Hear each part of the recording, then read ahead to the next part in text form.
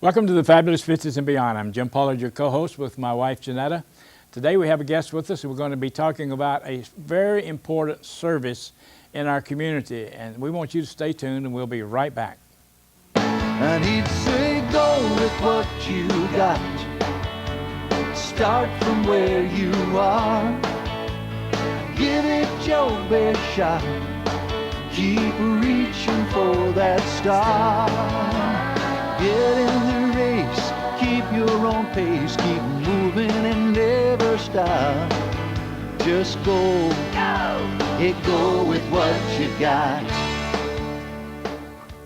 Welcome back. Our guest today is Tony Dowdy. He's with the West Kentucky Allied Services. And Tony, the name is kind of a misnomer about what you do, isn't it? Yes, sir, it is, a little bit. Tell us a little bit about what is West Kentucky Allied Services. West Kentucky Allied Services is a private nonprofit community action agency that works with low-income families, trying to assist them with needs or problems that they may be facing in their life. And we provide different types of programs within the agency as a whole to help some of those families work towards achieving self-sufficiency. Well, I think one of the things that you do, and that's one of the things that a good time of year to talk about, you do something with helping with the heating assistance and stuff like that, don't you? Yes, sir. I'm the director of the the Low Income Home Energy Assistance Program, and we assist families with their heating costs through the winter months. There are two different components of the program. We first have the subsidy portion of the program, which is currently operating right now, and individuals come in according to their last name on a given day to apply for assistance, and the benefit that they receive, the dollar benefit they receive, goes directly to the vendor on their behalf, and it's determined by four things: the number in the household, the amount of income that was in the household for the prior month, the primary fuel source or fuel that they have to heat with, and then the type of housing they have, whether they own or rent or whether they live in subsidized housing. If they live in subsidized housing, naturally, because their utilities, some of them are included as an undesignated portion of their rent, or they receive a utility allowance, their benefits are less, but they still are eligible and do receive a benefit. And those who own or pay full rent, naturally their dollar benefit will be higher. So now, is heating the only utility that you help them with? No. I mean, like the water bills or? Well, yes, we don't. Well, now let me start all over. Okay. Under Community Service Block Grant, that's the program that I'm the director of for West Kentucky Allied Services. My 8 social workers, we have one in every county within the purchase. They assist families, some of them can, through emergency funds that we have from time to time. Now, every county has different resources, and some of them do not have funds to help with water bills. Okay. But we do have some who are welfare secretaries for the local Salvation Armies, and they can sometimes use those funds to provide a medication cost, assistance with rent, help on a water bill if they're subject to having their water cut off. We've done plumbing problems if they were minor costs, and doctor visits. I did say medication, didn't I? Mm-hmm. Yes, we do I think, yes, medication too. And then after this first portion of the Home Energy Assistance Program to help with their heating costs, then in January we have an emergency or crisis component of the Home Energy Assistance Program, where if they're going to be without fuel, whether that be propane, wood, or kerosene, within 4 days, they can come and we can provide them with those fuels. Or if they've received a disconnect or a past due notice on their electric or natural gas and they're in an emergency in danger of being disconnected, we can assist them again. And they can apply for both components of the Home Energy Assistance Program.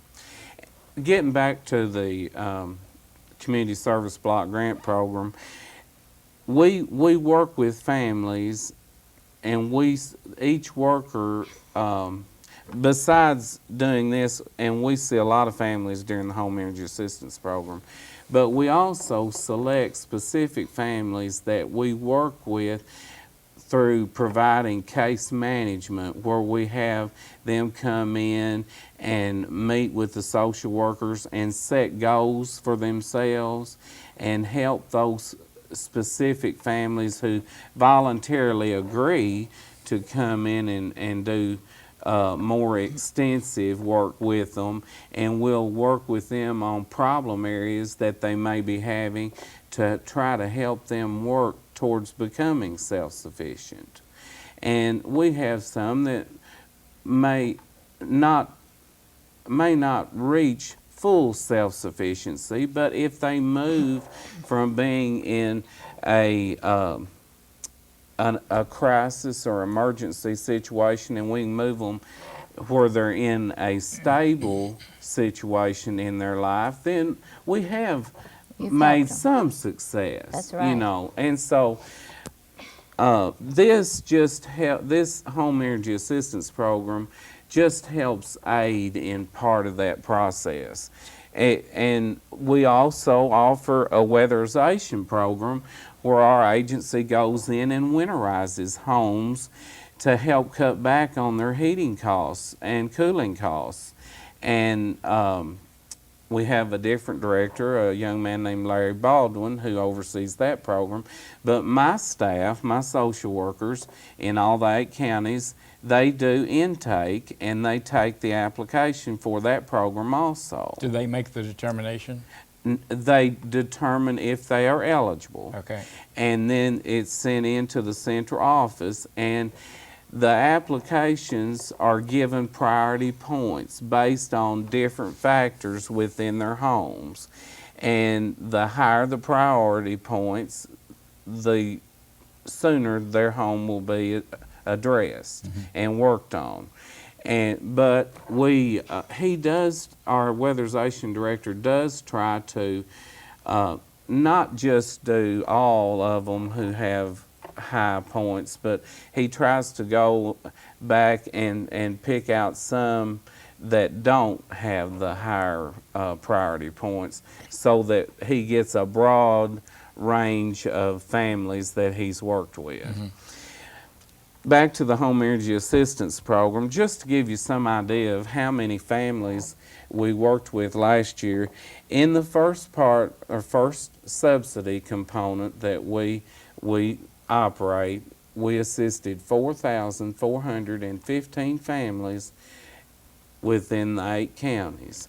We expended $427,000 during that 1-month period. From November, this year it's November the 6th through December the 15th, but last year it was like the 1st to the 12th. But that's unbelievable. Is this like government money? It's both federal and state. Right. On the federal level, you'll hear President Bush from time to time talk about home energy assistance, and that's what he's talking about, is this program here. And those monies are divided among all the 50 states, and each state receives their allocation, and it goes to the cabinet for families. You know, it's now called the Cabinet for Health and Family Services. They change their alphabetical soup almost daily sometimes. So I get confused sometimes, Jim. And they subcontract with the Kentucky Association for Community Action, who we are a member of. We are one of 23 community action agencies across Kentucky who provides the low-income home energy assistance program. And that funding is funneled to the cabinet, then it goes to the KACA, and then we subcontract with them to provide this program. So it's federal and state funded. Do you have to write your grant applications to do this, or is it Not for- automatically set up? For the low-income home energy assistance program, the Kentucky Association for Community Action writes the grant that is submitted to the cabinet for their approval. Now, under the program that I'm the director of, Community Service Block Grant, I write that grant application yearly for funding. Now, you're part of the community block funding. Is it strictly for the service agency part of it? Maybe I'm not making myself clear, but you work strictly in like social service area? Yes, yes, yes. Well, for instance, we assist families, maybe an individual. We have 9 different service categories. We have employment, education, housing, self-sufficiency, income management, emergency services, nutrition, linkages, where we go out and mobilize resources to address families' needs, and health. And we provide different services under all these different categories throughout the year. Okay. And under the emergency services part is where the home energy assistance program comes in. We may work with a young, any individual who may be seeking employment and having difficulties with needing some job training, Right. how to dress, for the proper dress for an interview. We do that. We do counseling in the area of assisting in putting together resumes for individuals. And then we work with them on how to act appropriately during the interview process. And under education, for instance, we have small scholarships that we assist low-income individuals that may not receive enough financial aid and they can't cover all their costs.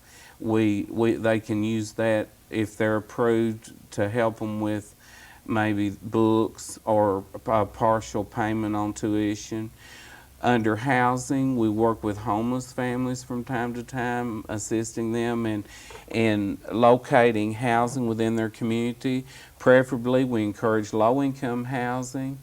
Recently, we just developed a partnership with the Paducah Housing Authority, and our agency, my social worker here in McCracken County just located. We just moved her into the Housing Authority in the D.H. Anderson Community Center, and we just did that about 2 weeks ago. Me and the weatherization director moved her. So your program is really has a broad spectrum of services Yes. that it does. Well, we're going to get into some more of them in a little bit in more depth in just a little bit. But right now we need to take a break. Okay. And during this break, Jeanetta's going to get with Pam Ward, our registered dietitian. They're going to talk about proper eating habits. So you stay tuned and we'll be right back.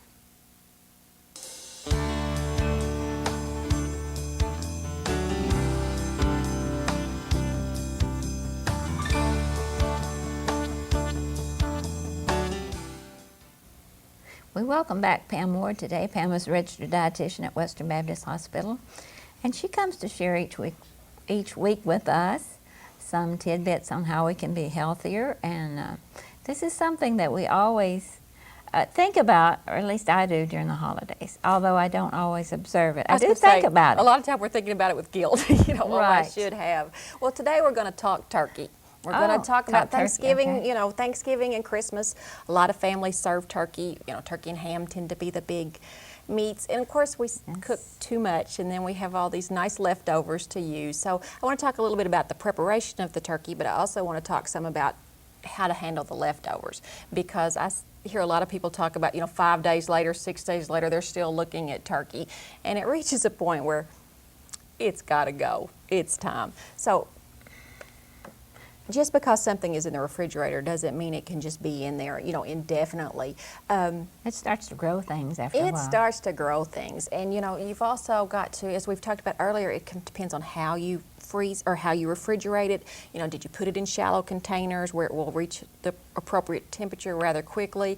Did you put a 6-pound ham back in the refrigerator just like that? That all will play into it. So it's got to have reached the refrigerator within 2 hours of cooking. It has to be put in the refrigerator appropriately, and then if you've done those things, then you can, talk about the leftovers. Now, leftover gravy, even if you're not going to eat it within a couple days, you need to freeze it. People don't think about freezing gravy, but it can be frozen. And you can freeze the turkey or the ham either, yes, too. you can. Yeah, I'm just use it later. Right. I'm talking about things that just go straight into the refrigerator. Right. The one exception, cranberry sauce, because I assume because of the acidic content of it, will stay in the refrigerator about a week. Oh, really? So it can stay for a while. And that's something I don't think you could freeze. I don't think it would be. I don't think that because of the gel aspect of no. it, I don't think it would freeze. When you reheat the leftovers, you've got to make sure you get them good and basically steaming hot. Your meat needs to be heated to at least 160 degrees. And if you're not going to use a meat thermometer, because a lot of us don't pull out a meat thermometer and Right. check things, but it needs to be steaming. If it's steaming, you have reached an appropriate temperature. If you don't get it up, If it comes to the boiling stage, yes. Now, if you're talking Then- about gravies and soups and those kind of things, bring those to a good rolling boil. Not even simmer it, but Right. bring it to a good rolling boil to make sure.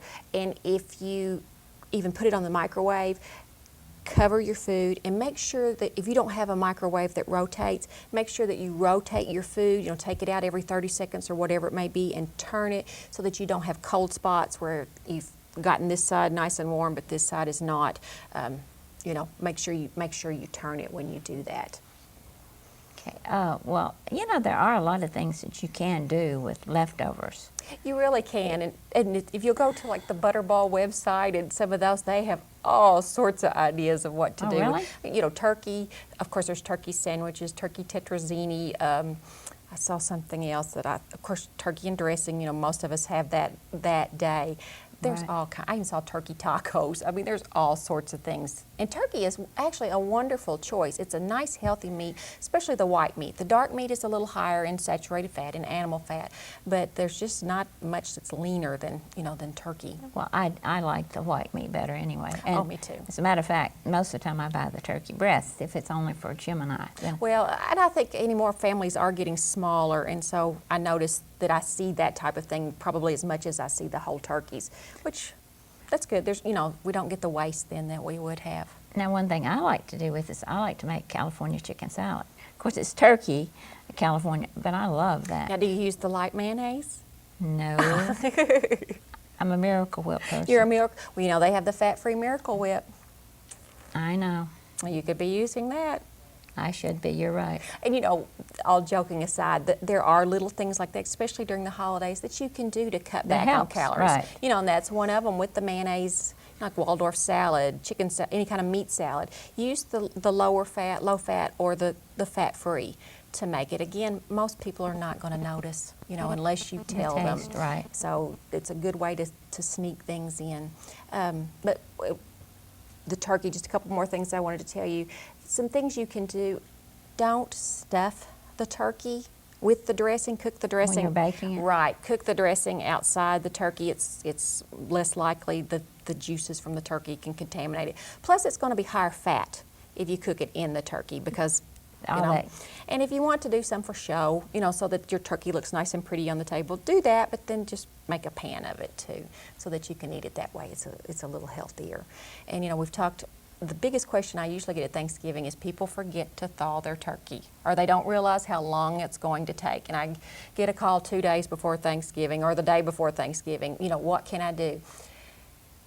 thawing it in the refrigerator, like we've talked about other meats, is by far the best method. But if you let it slip away from you, you can always do a cold water bath. It's inconvenient and it's time consuming, but it will thaw it much, much faster.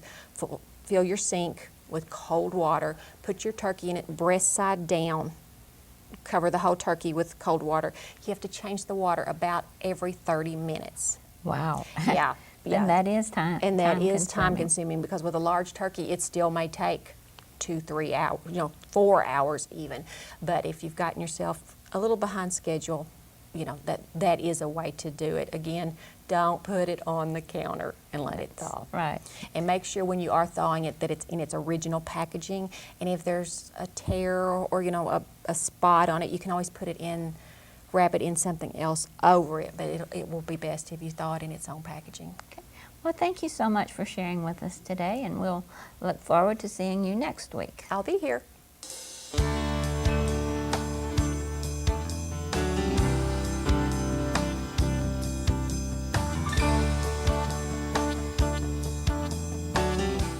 Welcome back. Our guest today is Tony Dowdy.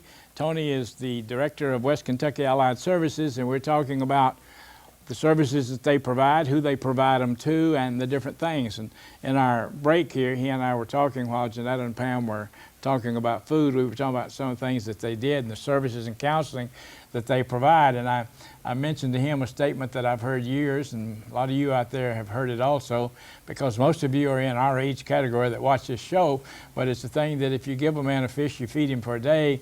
But if you teach him how to fish, you feed him for life. And that's one of the things that Tony says they try to do in their counseling. Yes, sir. And I appreciate that, because we need to teach people how to take care of themselves, if they can take care of themselves. Yes, sir. And I mentioned also during that I was executive director and started and ran a halfway house. And some of the do-gooders didn't like me because I said everybody that comes into the halfway house has to work somewhere, somehow. And we had so many there that all they could do was mop the floor. Mm-hmm. But at least they did it. And some people don't understand that if that's all that person did, at least he felt like he was contributing, and it gave him some self-worth. Yes, sir.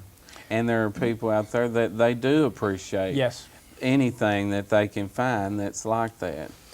All low-income individuals are not just wanting, some of them don't want to be in the situation that they're in. Oh, I know. We're That's finding more and more that there are families who the husband, especially in our area, have lost their jobs due to plant closings, and they can't help the situation that they're in, but they're doing something. It may not be what they had been doing, it may not be making the hourly rate that they were making, but they're trying. But they're making something. And so many, and the lack of job opportunities is difficult, especially in the lower river counties like Hickman County, Fulton, Ballard, and Carlisle. They don't have a big job market. I mean, what are those individuals going to do? So they have to either find a job that's out of their area and locate transportation by carpooling or whatever, but they don't. All low-income people are not like that. There are some who cannot help the situation they're in. This was a continual gripe that I had when we were doing this, was transportation, and because you mentioned transportation, it's still a major issue. And it's still, and this is 25 years ago, and it's a shame that today it's still a major issue. That if a person got a job, especially if it was a second shift job, yes, sir, they could get to work, but they couldn't get home from work. Right. And this, I think that if there's one area that we as a society or as a government should be able to provide, is some form or type of transportation. I think it's wonderful that Paducah has PATS. Right. Paducah Area Transit System. It's just tremendous. We wish there was a way that would be available. Like area-wide. Right. I mean, they do go into the other counties, PATS does, and provide some transportation, but most of that's medical. Yeah. And but we need some way, someday, somebody find a way that they can have a transportation business that could cover those counties and areas that there is such a lack. I do know that Pilgrim's Pride, that's a chicken, poultry distribution center in our area, they do provide some transportation to some of their employees. Yeah, which I've seen their vans. Is great. Yeah, yeah. You know, but there's just not many opportunities like that in our area. Okay. Oh, go ahead, honey. On weatherizing your, this is changing the subject. Not a problem. On weatherizing your houses, does it matter whether you own it or whether it's rental property? No, it can be rental property. The weatherization part, our weatherization program is an air infiltration program. They work on doing insulation, that's their main thing. They look at the heat systems, if the heat systems need repair or new ones replaced.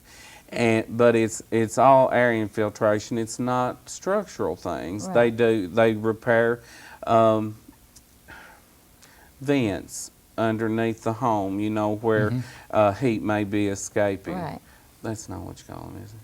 Well, yeah, vent, that's good. Yeah, I think so. Yeah, okay. I think so. Well, they do that, you know, and then, but, you know, what were you asking me? Oh, they do it on homeowners. The total cost is, there's no cost. It's a total grant to a homeowner if you qualify and you haven't had your home worked on by our agency since 1993, we can work on it. As a renter, they can apply.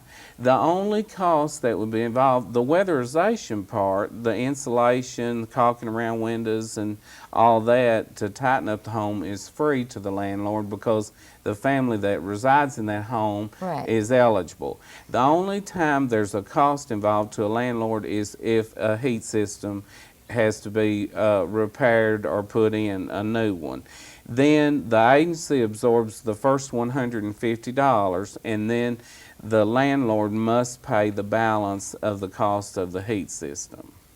But that's the only part that would be a cost to a landlord.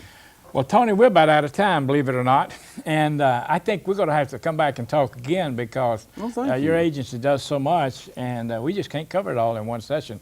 So we'll have to do this again after the first of the year. We'll come back and talk about some of the other things because I'm sure that not only is your program seasonal, but it's a year-round, and you get involved in different things throughout the year. So we'll want to come back and do it again. We appreciate you being with us today. Thank you so much. I appreciate you and Jeanetta having me. Thank you. And for those of you out there in our television audience, we want to invite you to come back and see our shows each and every week. We try to have something new and different, and we'll be discussing different things throughout the year. Remember that you can get in touch with us at our website, www.thefabulousfifties.net, and that's 50s spelled out. Or you can write us at our post office box, which is, Jeanetta? Post Office Box 7, Bowes, Kentucky, 42027. Remember now, use it or lose it.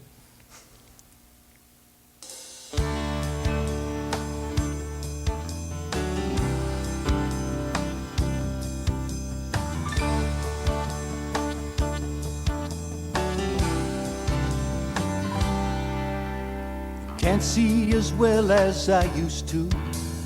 Can't run as far or as fast. Sometimes I think that the old me